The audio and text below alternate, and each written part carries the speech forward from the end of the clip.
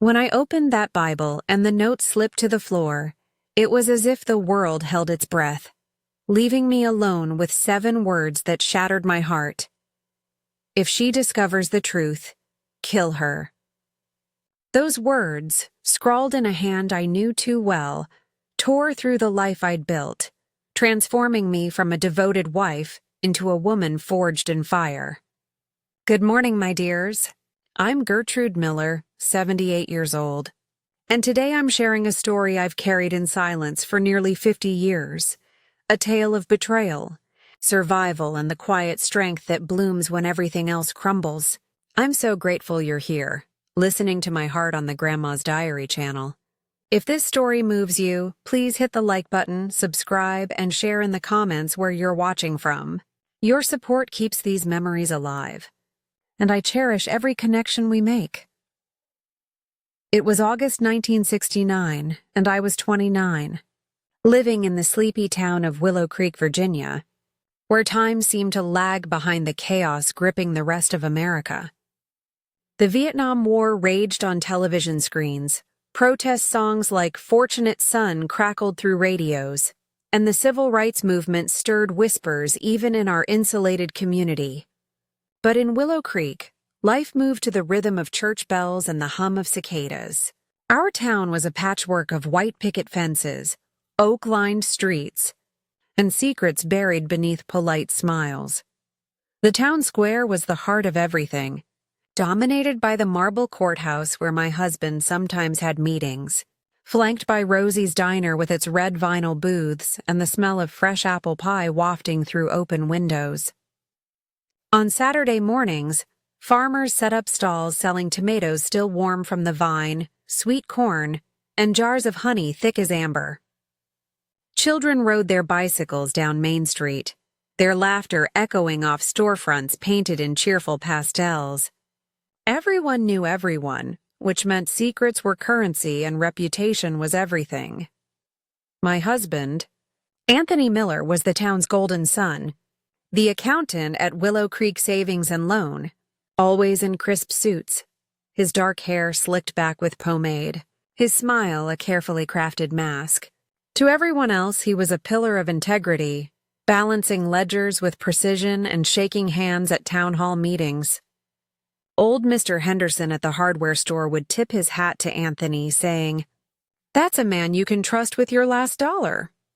Mrs. Pemberton, who ran the library, once told me how lucky I was to have married such a stable, honorable man. To me, he was the man I'd married 10 years earlier in the Methodist Church on Sycamore Lane, the father of our children, Michael and Teresa, and the keeper of a growing distance I couldn't name. Our home was a 2-story clapboard house on Maple Street, modest but warm, with a wraparound porch where I'd sit with a glass of iced tea, watching fireflies dance at dusk. The boards creaked in familiar patterns. 3 steps from the kitchen, a groan near the bathroom, a sigh by the children's rooms. The front garden was my sanctuary, where I tended dahlias in bursts of crimson and gold, their petals a rebellion against the gray routine of my days. I'd planted them the summer after Teresa was born, digging in the rich Virginia soil while she dozed in her basket beside me. Her tiny fists curled like flower buds. Michael, our 8-year-old, was a quiet dreamer, his nose always in a book. The Hobbit was his favorite, its tales of far-off adventures lighting up his hazel eyes. He'd sit cross-legged on the living room rug, tracing the maps of Middle-earth with his finger, memorizing every mountain range and river. Sometimes he'd read passages aloud to me while I cooked, his voice taking on dramatic tones for the dragon Smaug or going soft and mysterious for Gollum. Teresa, 6, was a spark of joy, her sketchbooks overflowing with drawings of birds, flowers, and imaginary castles, her laughter a melody that filled our home. She had Anthony's dark hair but my green eyes, and a dimple in her left cheek that appeared whenever she smiled.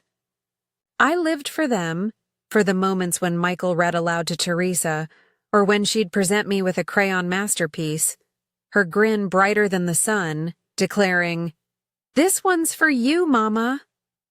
I was the wife everyone expected in 1969. I rose before dawn when the sky was still purple and the first bird hadn't yet sung. The kitchen would warm with the scent of fresh bread as I prepared breakfast, kneading dough that I'd let rise overnight, shaping it into loaves that turned golden in our old chamber stove. Anthony sipped his coffee, black no sugar, in the blue ceramic mug his mother had given us, scanning the Willow Creek Gazette delivered by Tommy, the paper boy who pedaled down our street each morning on his Schwinn bicycle, whistling show tunes. The children chattered over their oatmeal and toast, Michael reciting facts about volcanoes he'd learned from his encyclopedia, Teresa begging for a second pancake, syrup dripping down her chin. "Did you know Mount Vesuvius buried Pompeii in ash, Mama?" Michael would ask, his eyes wide with the tragedy and wonder of it all. Teresa would interrupt with questions about whether dragons lived in volcanoes, and could we visit one someday, please? These breakfast conversations were the threads that held my heart together. After they left, Anthony to the bank in his black Buick, the kids to Willow Creek Elementary 3 blocks away, their metal lunchboxes swinging, I cleaned every surface until it gleamed. I laundered sheets in our wringer washer, hanging them on the clothesline where they'd snap and billow in the breeze, smelling of sunshine and borax. And then I sat at my sewing machine. A singer my mother had given me as a wedding present, its foot pedals smooth under my shoe, the needle singing its rhythmic song as I stitched dresses for the town's women. Mrs. Peterson wanted a tea-length dress in navy taffeta for her daughter's graduation. Miss Lucille needed new curtains for her parlor in a floral print she'd special ordered from Richmond. Young Bonnie Crawford, newly engaged, asked me to alter her mother's wedding gown, taking in the waist and updating the sleeves. Each project was a puzzle I loved solving, each satisfied customer a small victory. My mother had taught me to sew when I was 7 years old, her hands steady as she guided mine over fabric, teaching me to respect the grain, to make stitches invisible, to see how a piece of cloth could become something beautiful and useful. "A woman needs a craft. Gertrude," she'd said, her voice firm but loving, "it's your shield, your way to stand when the world tries to break you. You can always feed your children if you can sew." I clung to those words, never imagining how prophetic they'd prove, how her wisdom would become my salvation. Our life looked perfect to outsiders. Anthony was charming at church socials, bringing me roses on our anniversary. Always red, always exactly 1 dozen, purchased from Henderson's florist. He'd kiss my cheek as neighbors cooed, his hand resting on the small of my back in what looked like affection, but felt like ownership. We had food on the table, a solid roof over our heads, and the respect of our community. The Millers were a model family, people said. But behind our closed door there were silences that stretched too long, absences that grew too frequent, and a coldness that settled into my bones like winter frost.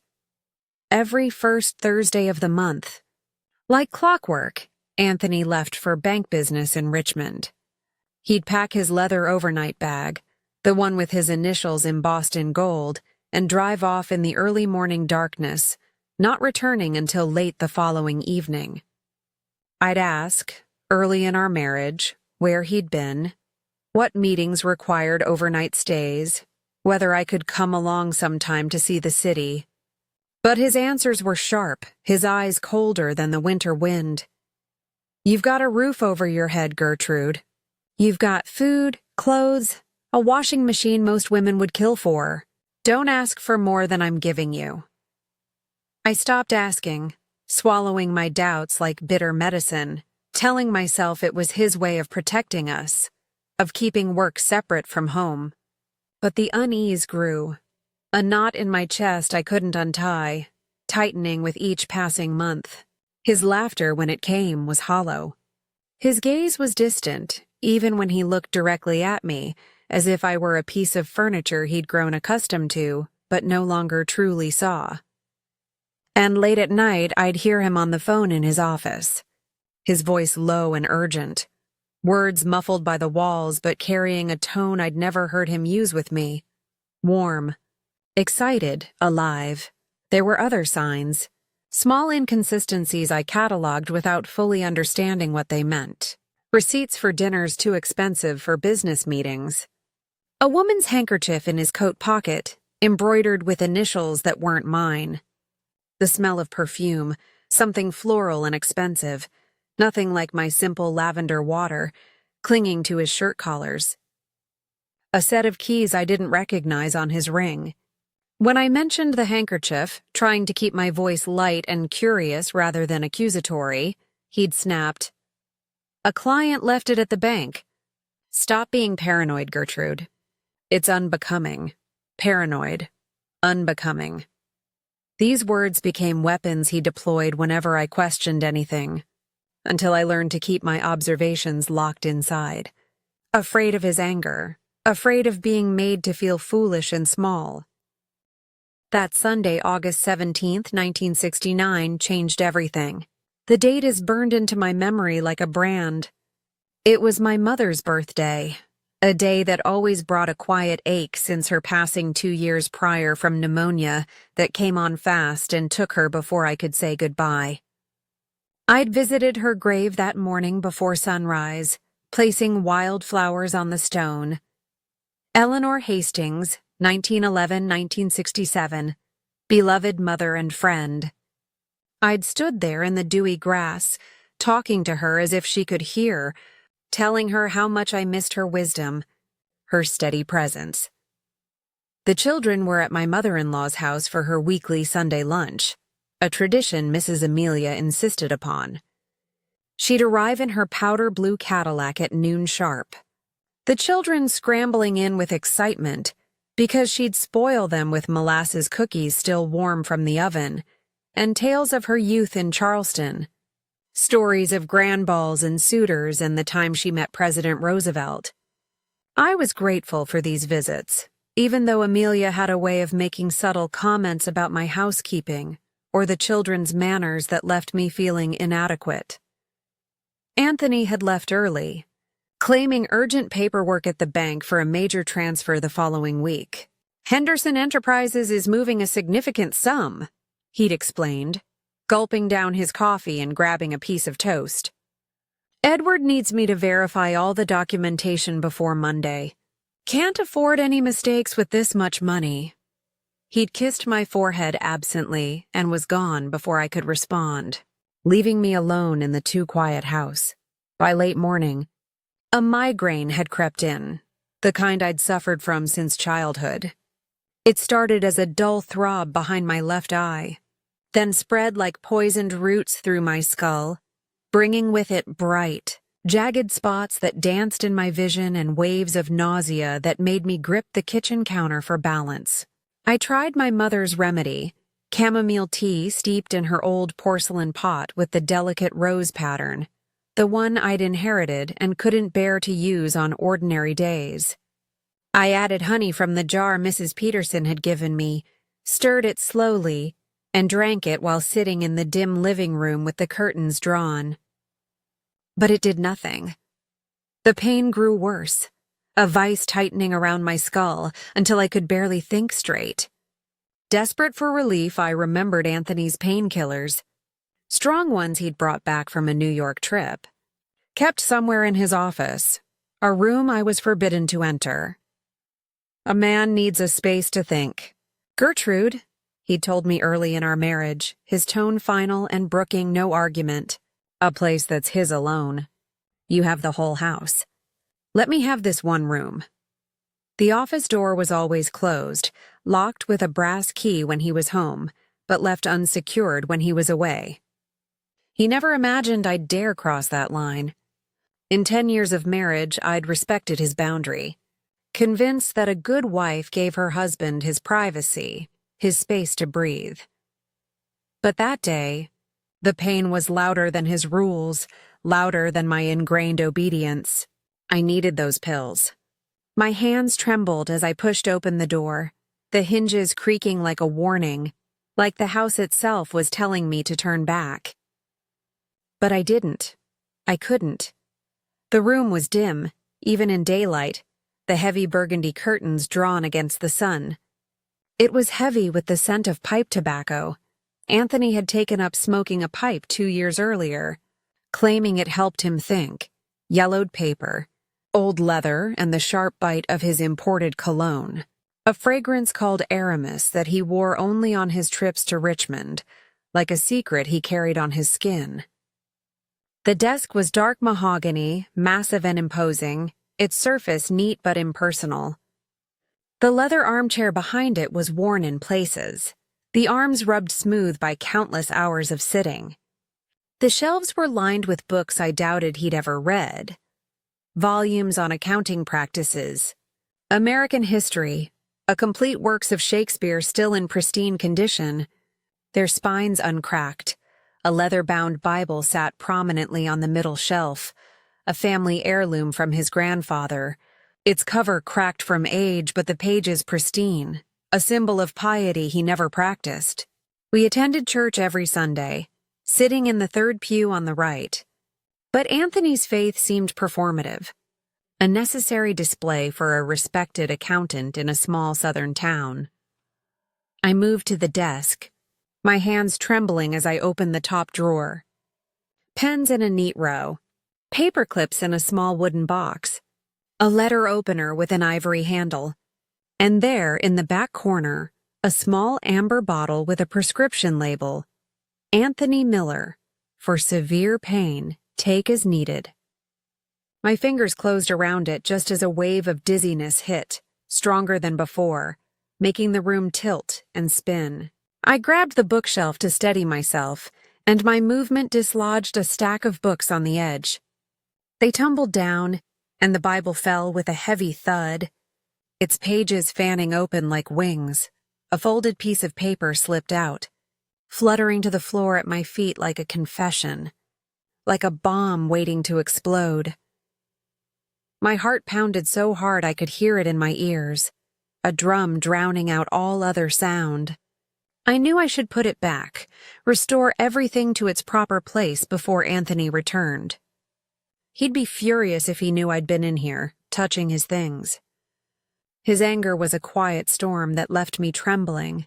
No shouting, no hitting, but a coldness that froze me from the inside out, a disappointment that made me feel worthless and ashamed. But curiosity, sharp and insistent as a knife blade, pulled me toward that note. My hands shook as I bent down and picked it up, the paper thick and expensive, cream-colored. With trembling fingers, I unfolded it. The handwriting was immediately familiar. Edward's looping script.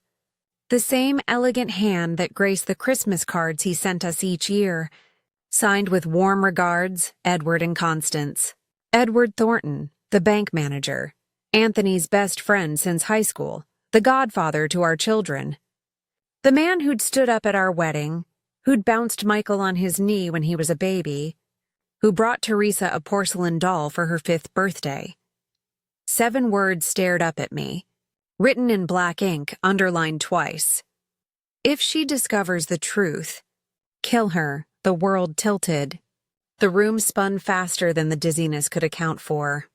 My breath caught in my throat, strangled, and the migraine was forgotten, replaced by a cold numbness that spread from my chest to my fingertips.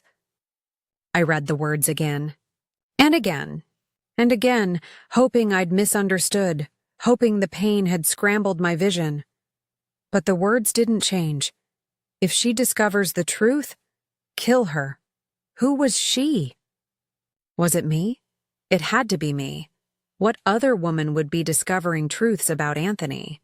What truth was so dangerous, so damning, that it warranted murder? My mind raced through possibilities like shuffling cards, each one more terrible than the last. Was he stealing from the bank? Embezzling money with Edward's help? Was there another woman? A mistress he was planning to run away with?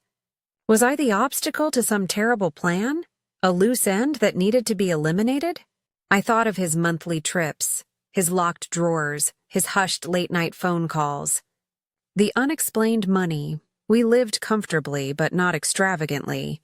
And yet he'd bought that new Buick last year with cash, claiming a bonus I'd never seen documented.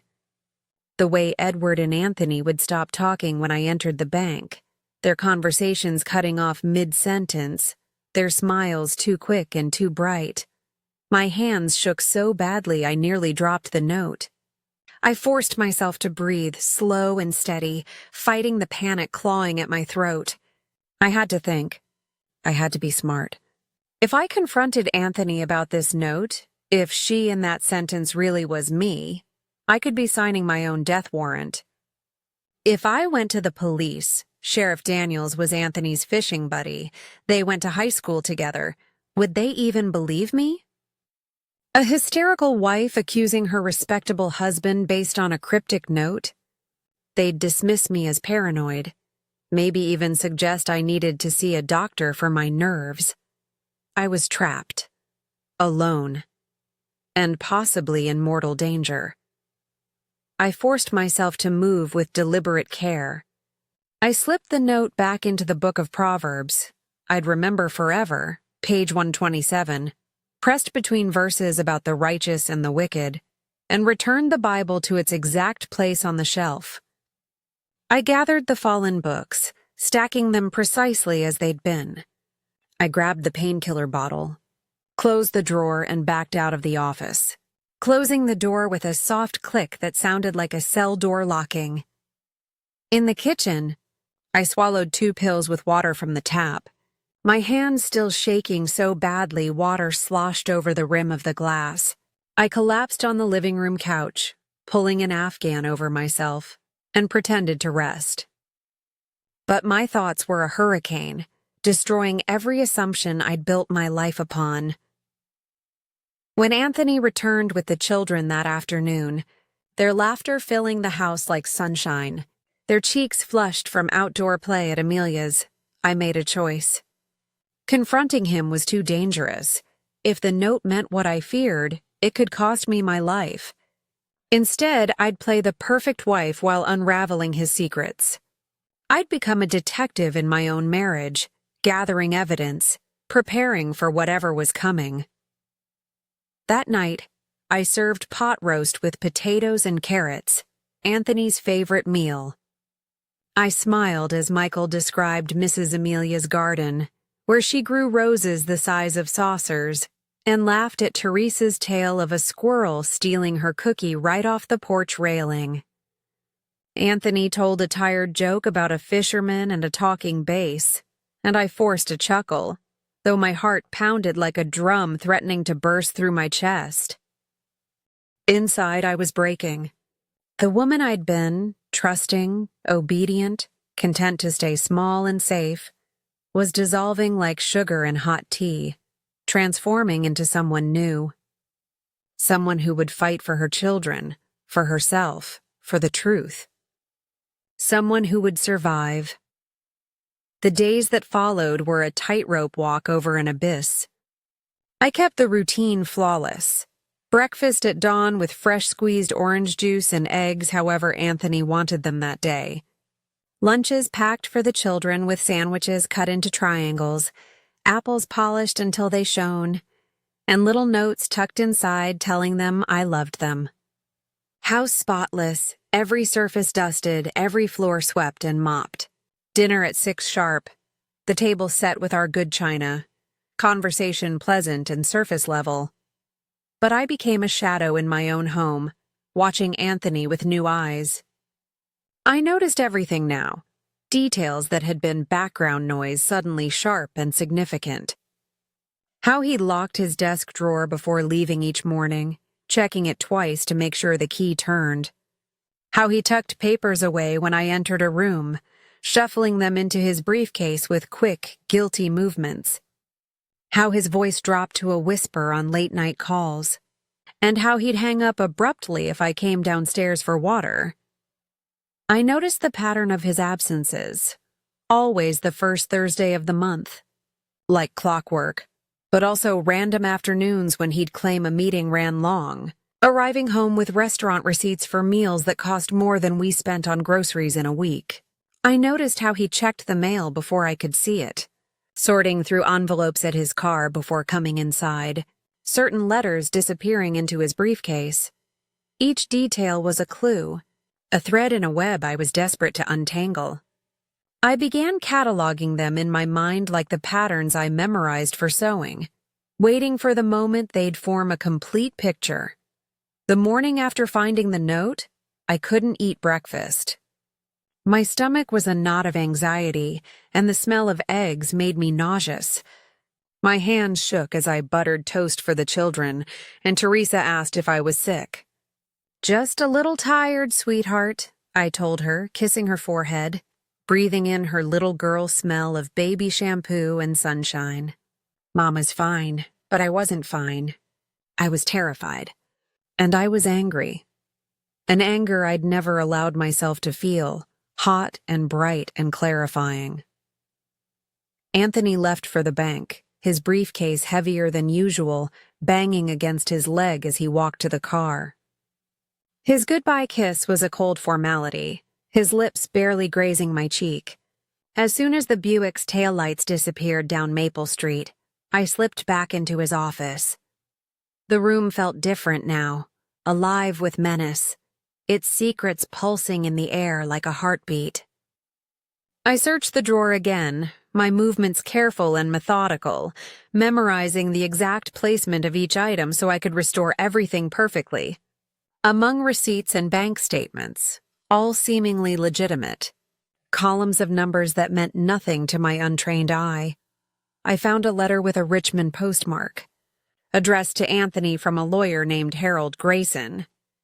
My pulse quickened as I read, the legal language dense but certain words leaping out like accusations. Trust fund.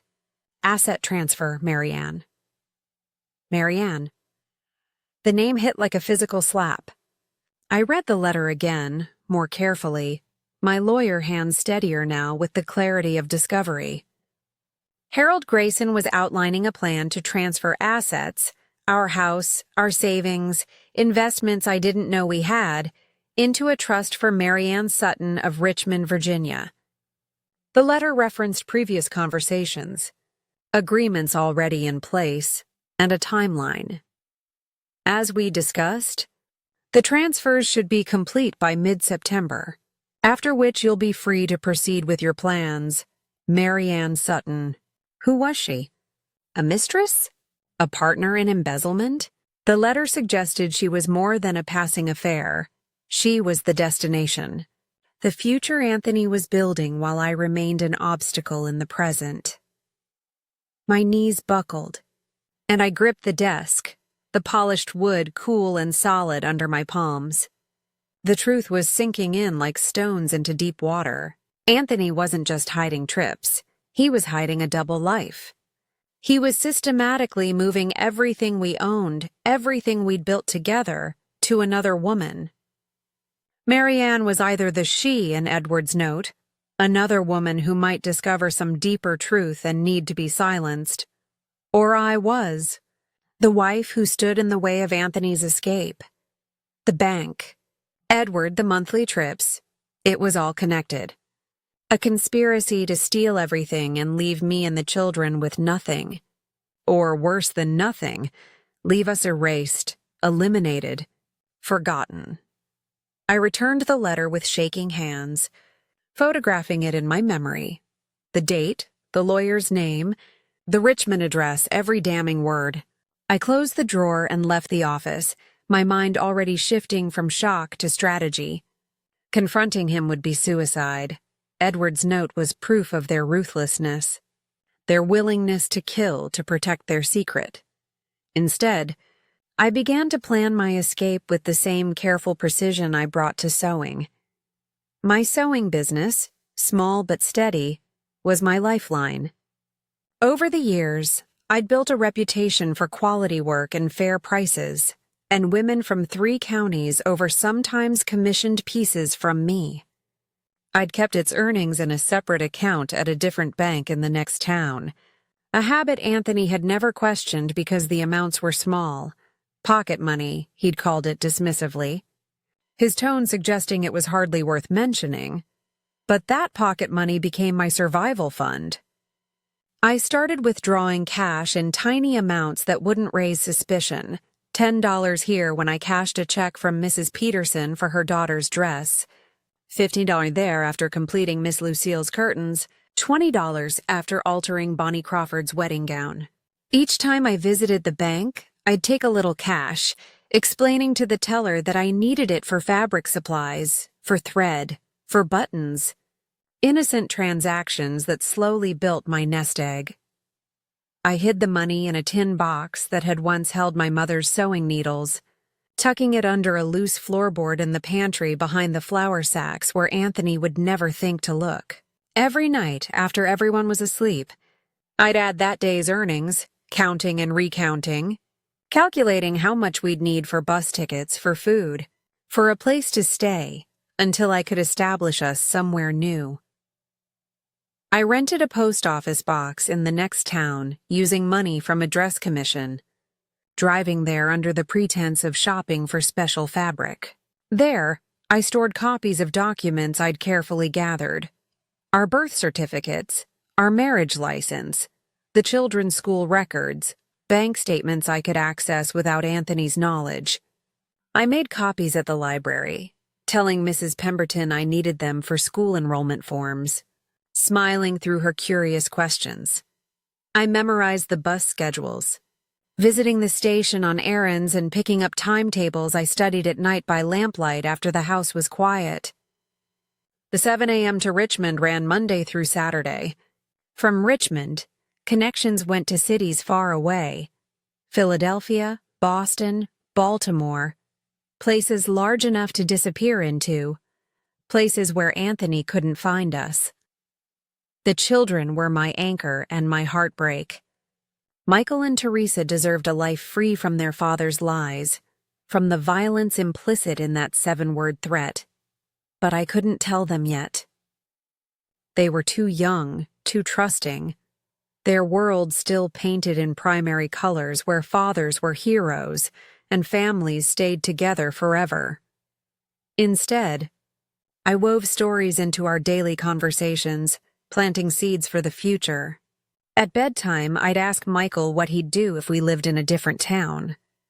His eyes would light up as he described a library with endless shelves, where he could read about dinosaurs and space exploration and ancient Egypt without ever running out of books. Teresa wanted a yard with a tire swing and a studio where she could paint real canvases like the artists in her picture books. "Why do you ask, Mama?" Michael said one night, his hazel eyes studying my face with an intelligence that sometimes frightened me. He saw too much. Understood too much for 8 years old. "Oh, just daydreaming, sweetheart," I'd say, smoothing his hair back from his forehead. "Imagining adventures like in your books. What would Bilbo Baggins do if he had to start over in a new place?" "He'd be brave," Michael said seriously. "Even when he was scared, he'd keep going because that's what heroes do." "That's right, baby. That's exactly right." Their hope fueled me, but it also broke my heart. How could I tear them from this life, flawed and dangerous as it was? They loved their grandmother Amelia, their friends at school, the familiar streets of Willow Creek. Teresa's best friend Sophie lived next door. They'd grown up together, drawing chalk pictures on the sidewalk and playing house under the oak tree. Michael had finally gotten comfortable with his teacher, Mrs. Walsh, after struggling with shyness all year. Yet staying was no option. The note's threat loomed like a storm cloud, and I felt its shadow in every glance Anthony gave me, in every locked drawer, in every whispered phone call. We had to leave. We had to survive. Weeks passed, each day a performance worthy of Broadway. I smiled until my face ached. I cooked elaborate meals: roast chicken with herb stuffing, ham with pineapple glaze, beef stroganoff that took hours to prepare. I sewed until my fingers cramped, taking on extra commissions and working late into the night, my needle flashing under the lamplight, every stitch adding dollars to our escape fund. But my eyes were sharp, my ears tuned to every inconsistency. Anthony grew restless as September approached, his temper shorter. He'd snap when Teresa spilled milk, his voice harsh and cold. "For God's sake, girl, pay attention." He'd check his watch during dinner, his leg bouncing with impatience, his mind clearly elsewhere. When Michael asked him about compound interest for a school project, Anthony waved him off. "Ask your mother." "I'm busy." I overheard fragments of phone calls that made my blood run cold. "The transfer's set for the 5th, he'd murmur into the phone, his voice low but urgent. Edward confirmed the paperwork is clean. Another night. "Mary Ann, sweetheart, just a few more weeks. I promise. We'll have everything we need. The endearment, sweetheart," said with a warmth he'd never shown me, felt like acid in my veins. The first Thursday of September was approaching, circled in red on the kitchen calendar. His next trip to Richmond. I suspected it wasn't just a trip, but the moment he'd vanish, taking everything with him, leaving us with nothing, or worse. One evening I nearly got caught, and the terror of it still makes my hands shake when I remember. Anthony had gone to a town council meeting about street repairs, expected to last until 9 o'clock. The children were asleep upstairs. I slipped into his office, desperate for more evidence, something concrete I could take to a lawyer in another city, something that would protect us legally. I found a locked box under his desk, small but heavy, made of dark metal with a combination lock. It rattled slightly when I shifted it, suggesting papers or maybe money inside. I tried his birthday as the combination. Nothing. Our anniversary, nothing. I grabbed a hairpin from my pocket, the same one I used to pin my hair into its neat bun each morning, and began working on the lock. My heart pounding so hard I thought I might faint. The tumblers were stiff, resistant, and my hands were sweaty, the hairpin slippery in my grip.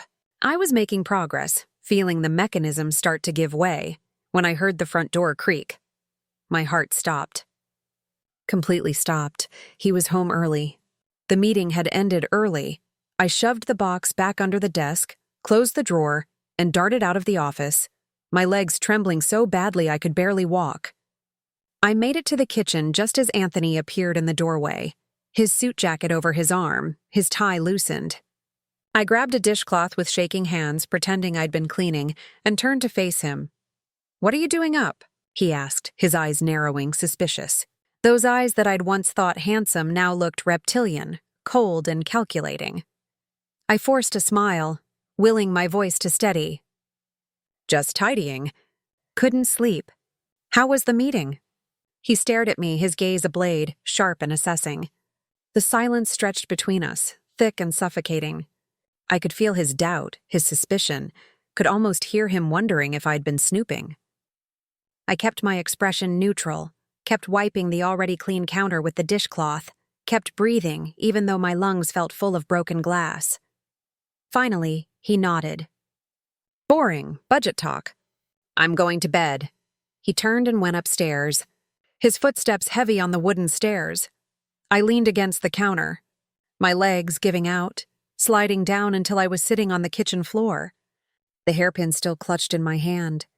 I'd come within seconds of being discovered, within seconds of whatever would have happened if he'd found me rifling through his desk, invading his precious sanctuary.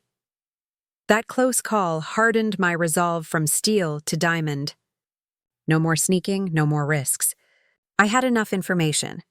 I knew about Mary Ann, about the asset transfers, about the lawyer in Richmond. It was time to act. I began preparing the children more explicitly, though still carefully. I packed extra clothes in their school bags, underwear, socks, a spare shirt each, telling them we were doing an experiment about being prepared for emergencies. I told Mrs. Amelia I was planning a surprise trip for the kids during the upcoming school break, deflecting her questions with a laugh and changing the subject to her garden roses. I wrote a letter to my friend Helen, who'd moved to Lancaster 3 years earlier, asking if she knew of any affordable housing and sewing opportunities in the area. I posted it from the next town, not trusting Willow Creek's postmaster not to mention it to Anthony. Helen wrote back within a week. Her sister-in-law ran a boarding house that sometimes hero.